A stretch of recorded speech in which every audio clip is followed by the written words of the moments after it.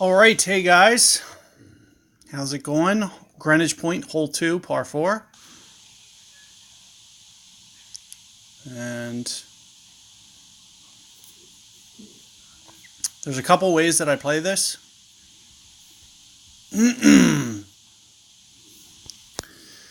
So with a headwind like this, we're going to go for a layup. And, this is kind of the way that I kind of want anyway on my channel for the most part. You can go for the green, but at the same time, we can lay up and we can just as easily, make that shot. It might be a little bit harder now that the needle speed's a little bit quicker.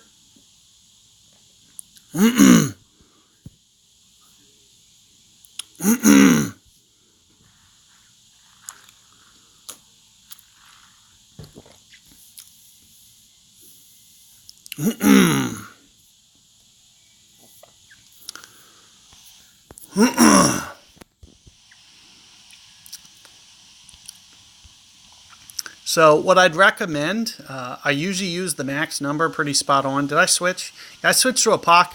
It's really not a big difference. I just wanted to kind of show you that either way, it really doesn't matter.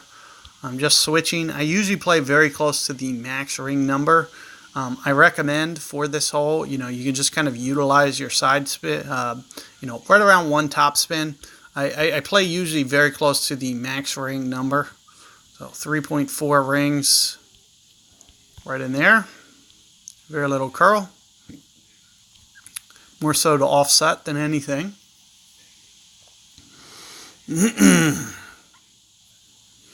And anywhere towards the north half of the fairway, it is nicer when it rolls out. That's a little bit hesitant. I'm assuming with this new update, with being in the lesser tours here, we should be able to go for this one a little bit with a little bit less wind. This was probably worst case scenario. I don't know what the stats are. I don't have them memorized yet, but I'm assuming, judging by this guy's ball, it's probably about 14 miles per hour, but it actually goes down to as low as, 6 or so. The range is much more different, and it used to be tour 10. You really didn't have a low wind possibility on this hole, and now you do. So with that low wind possibility, makes this hole that much more doable.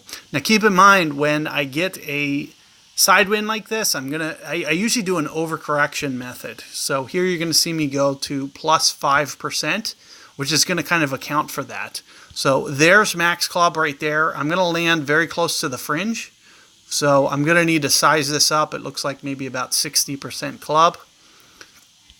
So 4.5 rings, as I mentioned, it's going to be very, very close to the fringe in this situation. I just know that from tournament experience. Even without the spin on there, I kind of know. And let's see what this looks like with 4.5 rings. That's my adjustment. 2 seconds. Perfect ball. So it has a chance. Let's see. So just not quite enough. I do feel that I was pretty spot on. So maybe a plus 10%, 4.7. This is kind of how I go about kind of setting elevations. Just something to think about. That you can see that I was a little light there on my adjustment. And I feel like distance-wise I was pretty spot on. So it'll really help you start to figure out what elevations you need to use. And the elevation in this, magnitude, it more has to do with overplay.